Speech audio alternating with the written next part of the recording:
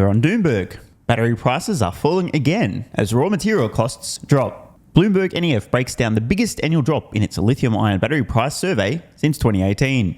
As the auto industry grapples with how to make affordable EVs, the task will, get easier by one key metric. Battery prices are resuming a long-term trend of decline following an unprecedented increase last year. Now folks, you may recall a while ago I featured comments from one of Tesla's co-founders, now the leader of Redwood Materials, a battery recycling company, JB Straubel, absolute legend by the way, also currently on Tesla's board of directors, who was explaining that it appeared companies hadn't exactly done the math. In fact, here's exactly what JB had to say. I've never understood how all these car makers are going to fulfill all their promises for EV vehicles and the demand that they're talking about seeing. Are there automakers out there today that are announcing EV production promises that have zero hope of fulfilling those promises? I think it's going to be quite challenging for a lot of the automakers kind of coming into this a bit late. The market is making a dramatic shift. The demand shift toward EVs is phenomenal to see. It's inspiring to see. But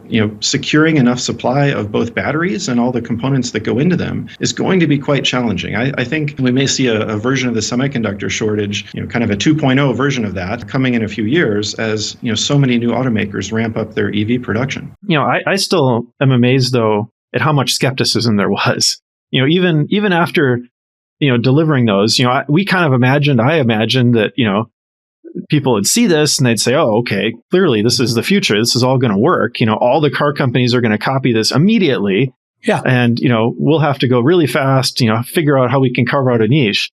And it just didn't happen. Is there going to be a shortage, you think? Is that a potential risk here that more people will want cars than we can actually make battery packs for? We already see a shortage, basically. I think, truth be told, this whole thing could be ramping up even faster if there was, a full balance across the whole supply chain. So many different OEMs, countries, factories, customers are leaping into EVs, making these huge announcements, saying they'll be fully electric in their fleet, this decade or next. They haven't, I think, really done the math fully, what that entails in the supply chain and tracing it all the way back, literally all the way back to the mines.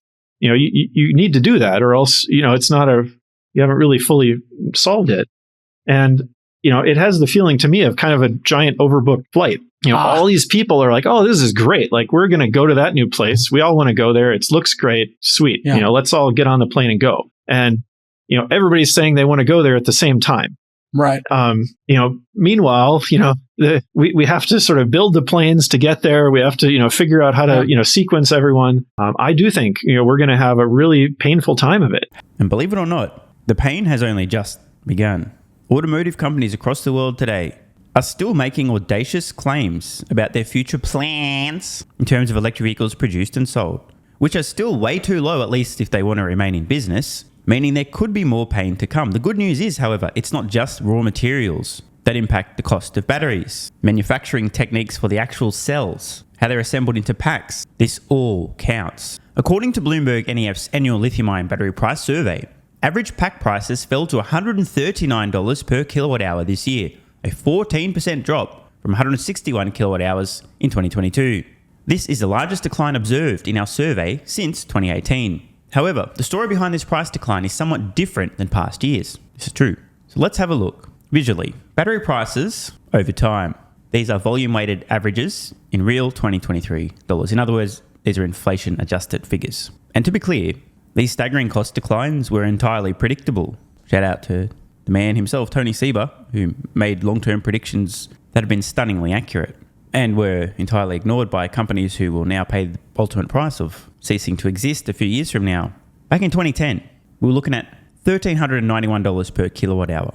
At this point in time, Tesla had already years earlier shared their master plan, aware that battery costs would continue to decline predictably over time. A few years later, in 2014, battery costs now $692 a kilowatt hour, and Tesla announces their plans to build a gigantic factory to produce lithium-ion batteries. In fact, at the time, this factory's planned output for 2020 alone would be more than the entire global production of lithium-ion batteries were in 2014. The intent was to produce enough batteries in partnership with Panasonic for 500,000 electric vehicles per year. And of course, many Very intelligent investors explain why this would never happen because no company of that scale had ever grown that fast, and plus, who even wants electric vehicles? Plus, they're too expensive. Yet as 2020 rolled around, Tesla met their goal. Fast forward again, 2023, $139 a kilowatt hour. Now this trend will continue. We are not done with the cost declines. Recall Wright's law applied to lithium-ion batteries. For every cumulative doubling in production, roughly a 20% cost decline. This year, give or take, maybe 14 million electric vehicles will be sold globally, as opposed to a total of around 80 million vehicles. Meaning we have multiple doublings from here still to go before electric vehicles represent 100% of all new vehicles sold. Meaning battery costs are going to fall significantly from where they are today. And the batteries are the most expensive thing in an electric vehicle. No contest. The main contributor to falling battery prices historically has been technological innovation. This is true. This hasn't been the case in 2023. This year, the drop in battery prices is primarily attributed to lower raw material costs. Prices of key battery materials, especially lithium, have fallen dramatically since January due to significant growth in production capacity across all parts of the battery value chain, from raw materials and components to battery cells and packs. Now, I have to jump in here. What Doomberg is saying here is that the primary driver of the huge cost declines year over year, a 14% cost decline in lithium-ion batteries, was a cost decline in lithium itself. Fancy that. Who'd have thought? Now, it's also true that there's been very little innovation in terms of lithium refinement in decades. And it's also true that there's this company called Tesla who were like, fuck this, nothing's happening. We'll just have to vertically integrate and do this ourselves. And this company known as Tesla, you may have heard of them maybe, possibly, announced less than a year ago that they were going to get into the lithium refinement business and are currently constructing their own lithium refinery. Let's just recap. The batteries are the most expensive thing in electric vehicles, and raw materials are the biggest cost of the batteries. And we've seen a dramatic year-over-year decrease in the cost of batteries because the cost of a raw material known as lithium has fallen significantly. And now this company, Tesla, are vertically integrating the refinement of lithium, which will dramatically reduce the cost of lithium in the batteries in their vehicles, meaning that Tesla's cost to produce vehicles is going to fall dramatically, just based on a lower cost of lithium alone. That's not the only reason the cost will fall, but it's one of many. What's more important, however, is that Tesla doesn't exist in a vacuum. And currently, outside of China, they're the only company producing electric vehicles profitably, period. There are a few companies in China producing profitable electric vehicles. However, no one's making as much profit per vehicle sold as Tesla, meaning that as Tesla ramps up their Corpus Christi lithium refinery and sees a dramatic cost decline in batteries, and it will take a few years for this to play out, don't get me wrong. But as this happens, Tesla's already unassailable cost advantages will extend even further. This has major implications for companies that aren't Tesla. Now, in unrelated matters, I don't know what happened, but somehow a browser window just opened up. Apparently, Ford announced a pause on a $3.5 billion battery plant in September. And apparently, Ford also delayed a second electric vehicle battery plant a month ago. And what's this? GM agreed to place their EV battery plants under UAW contracts, meaning they're going to be financially unsustainable. So I think what I'm trying to say is that the competition's definitely coming, and Tesla should be very concerned. Demand expectations also played a role. Battery demand continued increasing year on year, but the second half of the year saw the rate of growth slow in certain EV markets, primarily due to rising borrowing costs and economic uncertainty. China's battery production alone exceeded global demand, an indicator of global oversupply. Excuse me, what? Okay. Kind of weird though, isn't it? Tesla, for example, roughly a 2-year wait to buy mega packs which require batteries. You would have thought Tesla would be like, oh bro, we'll take those batteries that you made that nobody wants and put in our mega packs so people aren't waiting 2 fucking years. Anyway, whatever. The utilization rate of battery cell manufacturing plants for major manufacturers was also lower this year than in 2022. Plants were not producing at their maximum theoretical capacity. Now, oh my God. Now, look, I'm not sure what data they're citing here, but just to be clear, it is not actually possible in reality for any plant to produce at its maximum theoretical capacity, because in order for that to occur, they'd need to be operating 24 hours a day with zero downtime, zero breaks, zero upgrades, which unfortunately isn't something that is likely to occur in reality. In concert with the trend of some automakers scaling back their targets. The average battery pack price number is a result of more than 300 survey data points that BNEF collected from buyers and sellers of lithium-ion batteries going into passenger EVs, commercial vehicles, buses, 2- and 3-wheelers and stationary storage applications. Prices vary by sector, with electric buses and commercial vehicles in China having the lowest prices at $100 per kilowatt hour. Average pack prices for fully electric passenger vehicles were $128 per kilowatt hour. So we're looking at the price convergence across different sectors. Passenger vehicles in blue, stationary storage in the pink here. Buses and commercial vehicles excluding China in yellow and including China in red. Clearly, huge cost advantages for batteries being produced in China. Fancy that. Battery prices across sectors have converged in recent years, which is an indication of the industry's maturation and growth. Price differences across sectors can be attributed to differences in maturity and order volumes, true, but also cell and pack design requirements, also true. While different applications will continue to require different specifications, BNEF expects them to follow a similar trend in the future. Yeah, the trend? Down. We're now looking at battery prices by sector, at the cell level in the darker blue and the lighter blue at the pack level. So clearly, electric buses and commercial vehicles in China, cheapest far and away. Now, why might this be? Well, typically, buses and commercial vehicles do not have the same performance requirements as passenger electric vehicles. For example, does your electric bus really need to accelerate from 0 to 60 in a few seconds? Probably not. How about a commercial van that's just running around a city? Probably not. As for stationary storage, these batteries need to do a lot more lifetime cycles, so you're going to have some differences there as well. And interestingly enough, the cost per kilowatt hour in scam electric vehicles, also known as plug-in hybrids, which as we know are just ICE vehicles with a vibrator-sized battery in them, are extremely high versus everything else. Why would that be? Because of the unnecessary complexity and a lack of scale.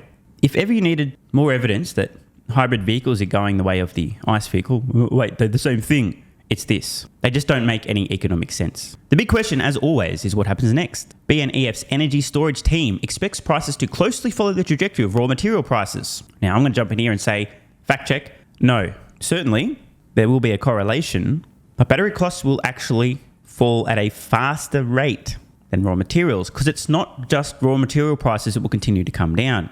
There's still a lot of innovation to take place in terms of the cell level, the manufacturing of cells, and also battery packs themselves. For those that don't know, you need to put multiple cells to have a pack. So my prediction is that the cost of batteries per kilowatt hour overall at the pack level will fall at a faster rate than materials over time. Remember, Wright's law. We're projecting pack costs will fall to 133 kilowatt hours next year in real 2023 terms. In the long term, based on the same learning rate as the previous year, battery pack prices are expected to fall below $100 a kilowatt hour in 2027. Now, I think that these estimates may be somewhat off. We are already seeing $100 a kilowatt hour in buses and commercial vehicles in China already.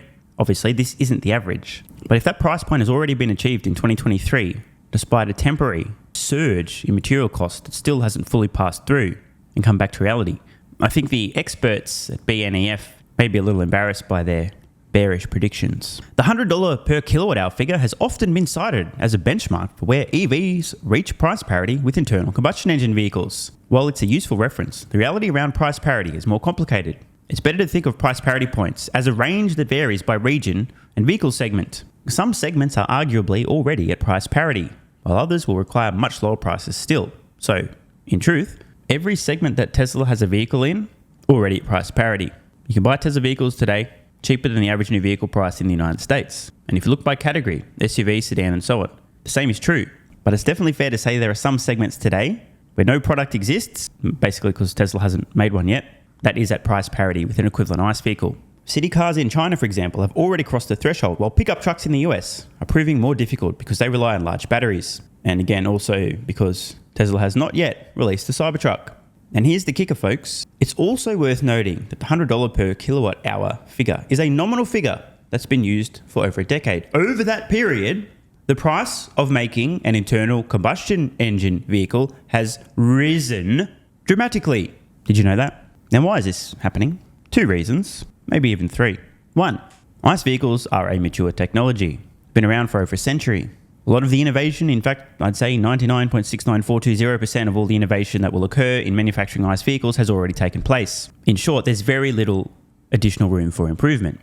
Plus, what consumers expect in a vehicle continues to change over time. Features that just a few decades ago were either impossible to get or only available in extremely high-end luxury vehicles are now expected in even entry-level vehicles, meaning cost to produce these vehicles is likely to trend up. In addition, we also have the early signs of reversing economies of scale as consumers start to switch to electric vehicles, meaning the total volume of ICE vehicles being produced is lower, meaning fixed costs cause prices to increase per vehicle and so on. So keeping this in mind, and knowing that the cost of the most expensive thing in an electric vehicle will continue to plummet throughout the decade, and knowing that EVs are already at price parity in many categories and soon to be all categories, I think it's an appropriate time to say I'd just like to pass on my condolences to all of the companies who today produce internal combustion engine vehicles and later this decade will have gone bankrupt. Regional battery price dynamics will play an important role in coming years as countries look to localize the battery supply chain. Packs are cheapest in China at $126 per kilowatt hour and cost 11 and 20% more in the US and Europe respectively. And again, for those that don't know, China accounts for most of the world's lithium-ion battery production, but companies like Tesla are starting to take their destiny into their own hands. Again, shout out to local lithium refinement in the US, and this will make a big difference. Higher prices reflect the relative immaturity of these markets, higher production costs, lower volumes, a diverse range of applications, and battery imports. Localization of battery manufacturing in regions such as the US and Europe may push prices of locally produced battery prices up in the near term. As the industry matures, these costs could eventually come down. Prices are higher due to how much energy, equipment, land, and labour cost in these regions, compared to Asia, where most batteries are currently produced. Local policies such as the $45 per kilowatt hour production tax credit for cells and packs under the Inflation Reduction Act in the US could offset part of the cost, though the effect on pricing is not yet clear. These past couple of years have shown that battery prices don't always follow a simple downward trajectory. There may be bumps along the way. Now, this is very true, but again, the long-term trend is obvious. But of course, there will be ups and downs. At the end of the day, there's still a long way to go to make batteries and EVs more affordable, and this endeavour will require continued investment in capacity expansion, research and development, and manufacturing process improvements. All true. Anyone know any companies investing in capacity expansion, R&D, and innovating in terms of manufacturing processes? I sure would like to buy some of their stock. And for what it's worth, ladies and gentlemen, Tony Seba's decade-old prediction, stunningly accurate, I've got to add, projected cost of lithium-ion batteries per kilowatt hour, disturbingly accurate, as we saw earlier. We're now at $100 per kilowatt hour, and again, this isn't for all applications, but some. By the end of this decade, if this extremely accurate prediction, at least for the first 10 years, continues to be extremely accurate, we're looking at sub $50 per kilowatt hour packs at the end of this decade, meaning the cost to buy electric vehicles will be many thousands of dollars cheaper in 2030 than it is today for an equivalent vehicle. And that's just based on battery pack alone. Never mind additional innovation in terms of manufacturing processes or scale itself. And remember, the cost to produce internal combustion engine vehicles has been increasing for the last decade, and the cost increases for ICE vehicles will accelerate at the same time EV costs continue to decline.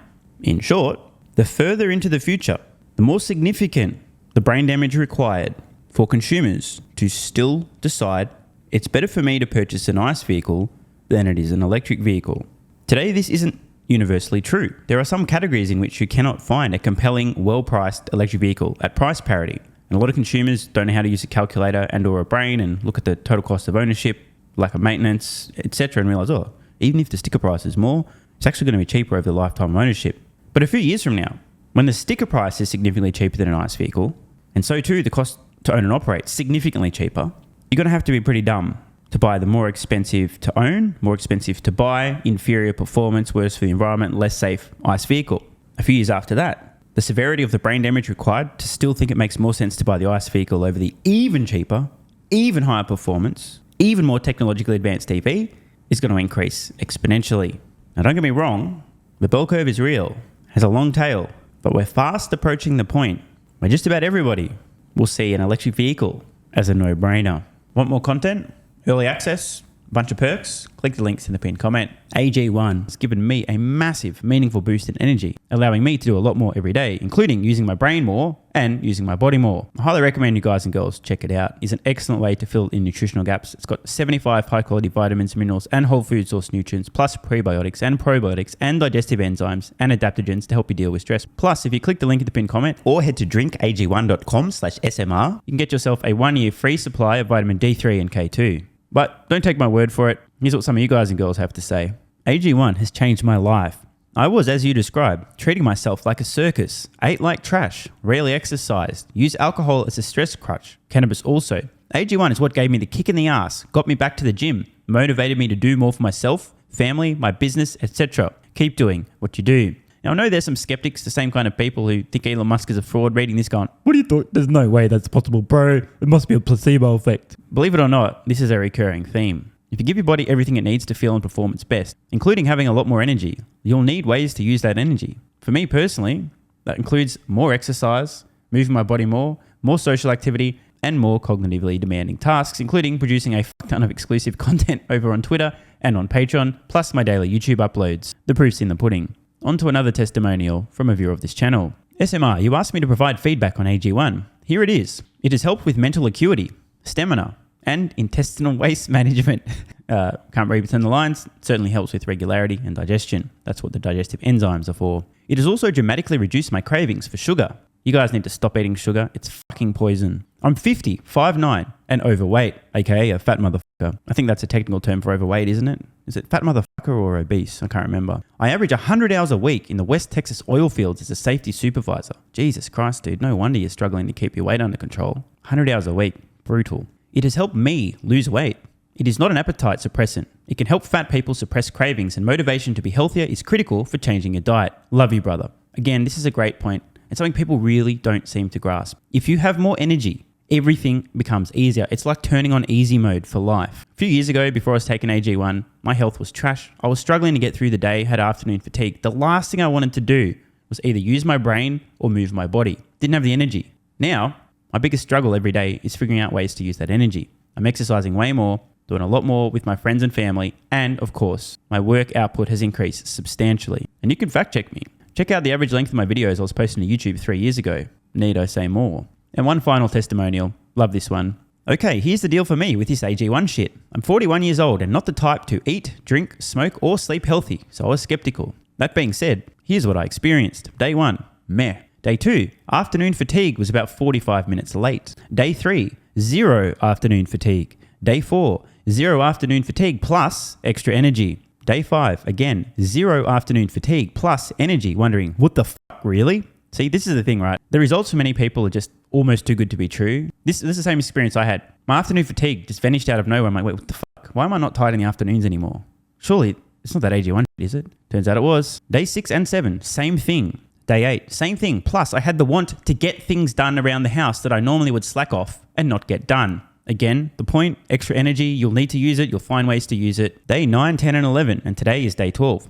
I fucking love it. So however you managed to get me to buy it, I'm so glad you did. Thank you so much, SMR. It really changed me so far. Guys, this shit really works. Just try it. By the way, this is the reason I continue to relentlessly promote AG1. A lot of people get real fucking mad in the comments. Oh my God, snake oil salmon sold out. Oh my God, he's a scammer. This is fraud. But constantly, I'm pretty sure everyone making these comments is also currently short Tesla stock. I'm not particularly concerned about people having a negative perception, those folks suffering from small brain syndrome, still living in my bum's basement syndrome, etc., writing mean comments, claiming AG1's a scam or it doesn't work. I mean, bro, when I get feedback like this is what keeps me going. Just try this stuff for a month, and if you don't get these results, get your money back. See, it's a literal no-brainer. It's an IQ test at this point in time. Testimonial after testimonial after testimonial like this. Get your money back if it doesn't work. Just try it for a month, and if it doesn't work, get your money back. Today's the day. It's finally time. Be like this guy who was a massive skeptic, but finally, after 1,000 promotions in a row, caved in, tried AG1, and has results like this. Head to drinkag1.com/SMR or click the link at the pinned comment, and please,